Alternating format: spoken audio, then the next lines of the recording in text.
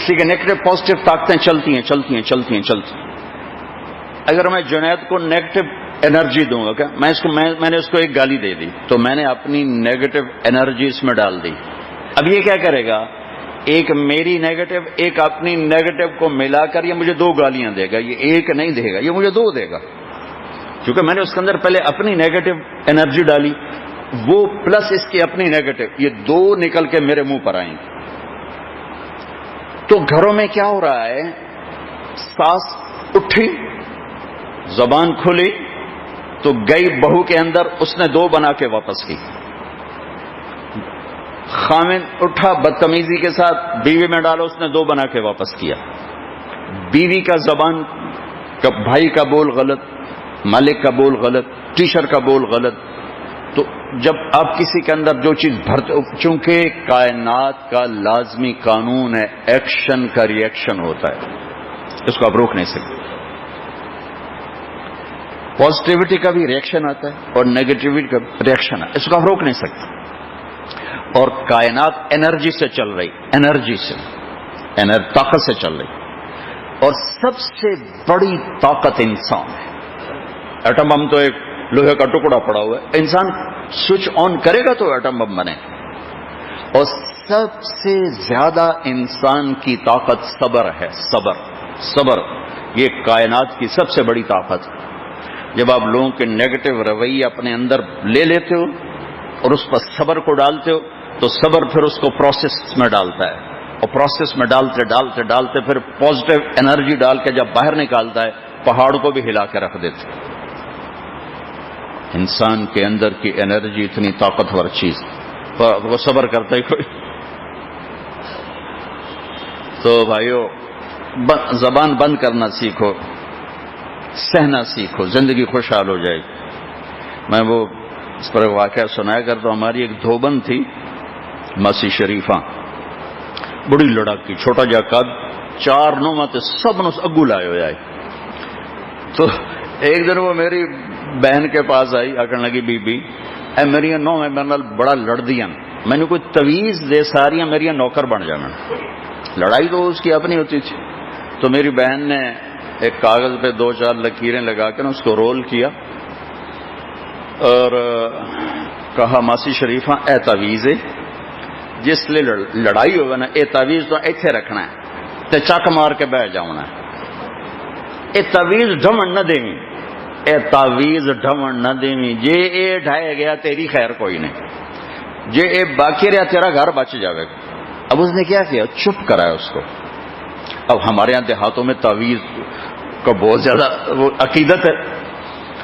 تو وہ 1 ہفتے کے بعد آ گئے، کبھی بھی تو بڑا چنگا تویز دیتا، میری ساری لڑائی مک گئی، میں بس تویز رکھ لینی ہاں. اب ماسی شریفہ جب چپ ہو گئی تو ہوں لو میں کہنے نال لڑنا، کدھا نال تو نہیں لڑنا. تو یہ تیمور کو تعویذ دیتا ہوں، یہ اپنے زبان اس کی بیگم سامنے تھی تو اس کو بھی دے دیتا، اور اس کے ساتھ اس کی اماں کو بھی دیتا، تمہیں بھی دیتا. لیکن یہ جنید بڑے اخلاق والا آدمی، بہت عالی اخلاق والا آدمی، میں تعریف کرتا ہوں. دیکھو جس میں خوبی ہو تعریف کرو. خوشامد حرام ہے، خوشامد حرام ہے، اور تعریف کرنا مسلمان کا حق ہے. خوشامد کیا ہے؟ میرے اندر ایک چیز ہی نہیں اور تم مجھے چڑھائے جا رہے ہو، یہ اس کے بارے میں اللہ کے نبی نے کہا جو تمہارے منہ پہ تمہاری تعریف کرے اس کے منہ میں مٹی ڈالو. تعریف نہیں، خوشامد. جو تمہارے منہ پہ تمہاری خوشامد کرے اس کے منہ میں مٹی ڈالو. تعریف تو میرے نبی نے خود کی. ابوبکر ایسا، عمر ایسا، عثمان ایسا، علی ایسا، عبد الرحمن ایسا، آپ نے ایک صحابی کی تعریف کی. تعریف اگر آپ کسی میں خوبی دیکھتے ہو تو اس پر اس کو شاباش دینا اس کا حق ہے، اس کا حق ہے. اور خوشامد تو ٹکا ٹکے لفظی پہ جتنی مرضی کر لو. ارباب غلام رحیم کے پاس کھانا کھا رہے تھے اس کے سی ایم ہاؤس، تو ایک آدمی پاس بیٹھا کہنے لگا واہ جی واہ. ارباب صاحب نے خلفائے راشدین کی یاد تازہ کر دی. ارباب سر ماریا، میں کہ بھی اے لائے دے گیا انہوں، میں کوئی کی اکھی جانتا ہے. اور باپ بولیا ہی کوئی نہیں، بڑا سر ماریا. تھوڑے اس وقت تو میں نے صبر کیا. اس نے پھر کہا ماشاء اللہ جی، ارباب صاحب نے تو خلفائے راشدین کی یاد تازہ کر دی. میں کہا ارباب بالکل بچ جا، اے تیرا بڑا بڑا دشمن ہی اے تیرا سر لے جاوے. یہ میرا سارا معاشرہ اس تباہی کا شکار ہے. اتنی خوشامد کرتے ہیں کہ اگلے کی تباہی پھیر کے رکھ دیتے. خوشامد حرام ہے اور تعریف حق ہے. تعریف خوبیاں دیکھو، کسی میں کمی نکالنا چاہتے ہو نا تو اس کی خوبیوں کی تعریف شروع کر دو، کمیاں نکل جائیں گی. ہم اپنے بچوں کو بہت زیادہ پکڑ کرتے ہیں، یہ کیوں کیا، یہ نہیں کرنا، یہ کیوں کیا، یہ نہیں کرنا، یہ کرو، یہ مت کرو. وہ بیچارے ان کے کان پک جاتے ہیں سن سن کے نصیحتیں. آپ حیران ہوں گے، میرے نبی نے حسن اور حسین کے ساتھ 7 سال گزارے، ایک نصیحت نہیں کی، ایک نصیحت، ایک ٹائم دیا. ٹائم آپ لوگ ٹائم نہیں دیتے ہو. آپ لوگوں کو کیسے کاروباری ہو کہ پیسے کے پیچھے نہ اپنے رہے ہو نہ اپنے گھر کے رہے. ٹائم کوئی نہیں، ٹائم کوئی نہیں، ٹائم کوئی نہیں. میرے نبی نے ٹائم دیا اور محبت دی. محبت آپ محبت دینا سیکھو، واپس آئے گی، واپس آئے گی. میرے نبی نے کہا اولاد کو عزت دو، یہ عزت تمہارے پاس واپس آئے گی. تو بھائیو، ایک حدیث سنا کے نکاح پڑھاتا ہوں. میرے نبی نے فرمایا اسلام کا سب سے مضبوط عمل کیا ہے؟ صحابہ نے عرض کیا نماز. آپ نے کہا نہیں. صحابہ نے عرض کیا جہاد. آپ نے کہا نہیں. صحابہ نے کہا روزہ. آپ نے کہا نہیں. صحابہ نے کہا حج. آپ نے کہا نہیں. تو سبحان اللہ یا رسول اللہ، نہ نماز نہ روزہ نہ جہاد نہ حج تو کیا ہے؟ آپ نے کہا اسلام کا سب سے مضبوط عمل محبت ہے، اللہ کے لیے محبت. بھائیو، یہ جنس بازار سے ختم ہو چکی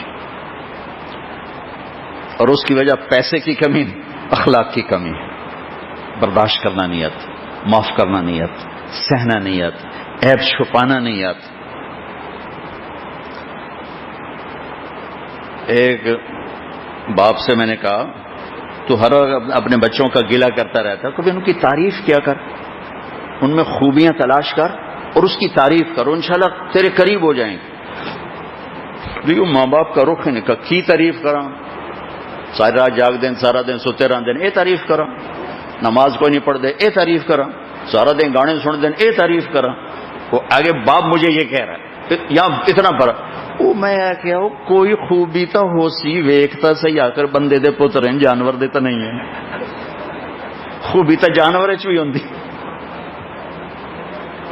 اپنے بچوں کو کی حوصلہ افزائی کرو گے تو وہ نیکی کی طرف بڑھیں گے.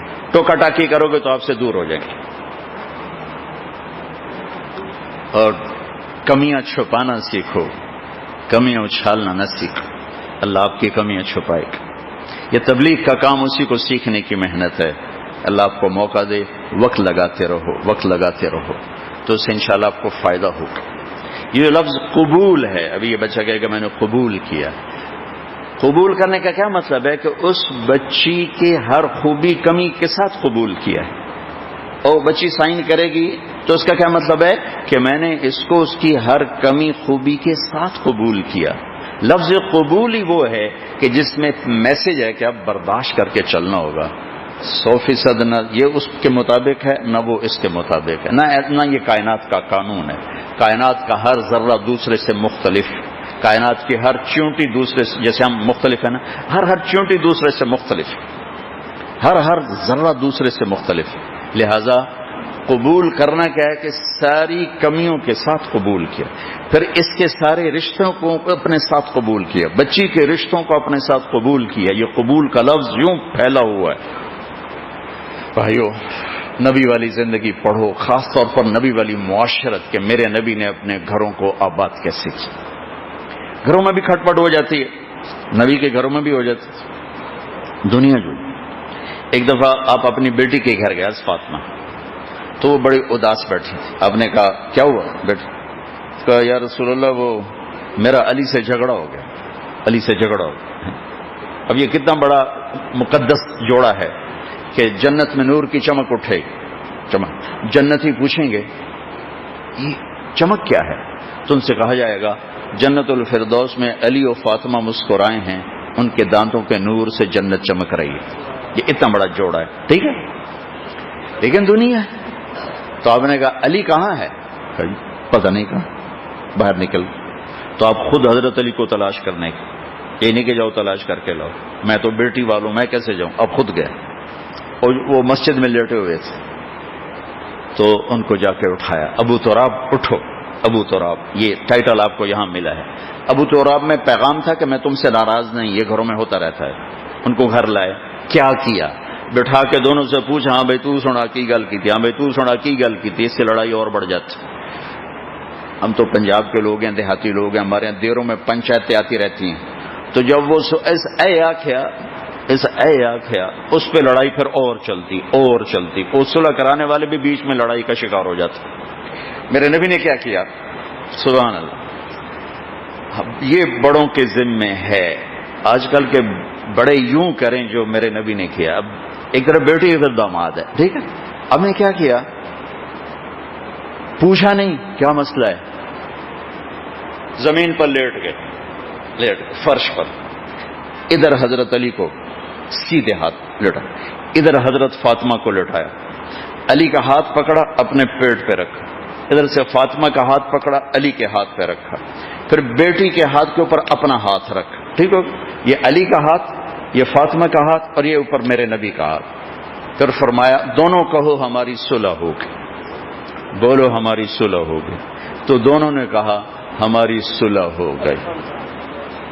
ایمے کرنا ہے تم، ٹھیک ہے. تو اس کے بعد آپ باہر نکلے بڑے خوش. تو آپ نے فرمایا، صحابہ نے کہا یا رسول اللہ آج آپ بڑے خوش نظر آ رہے ہیں. کہ میں علی و فاطمہ کی صلح کرا کے آیا. اور ایک حدیث سناؤں. میرے نبی نے فرمایا سب سے پہلے ترازو میں جو عمل تولا جائے گا، مولانا صاحب کا علم، مجاہد صاحب کا جہاد نہیں، مبلغ صاحب کی تبلیغ نہ، عبادت گزار کی تہجد نہیں، حاجی کا حج عمرہ نہیں. سب سے پہلے جو چیز ترازو میں تولی جائے گی، میرا آپ کا بیوی سے سلوک تولا جائے گا. سب سے پہلے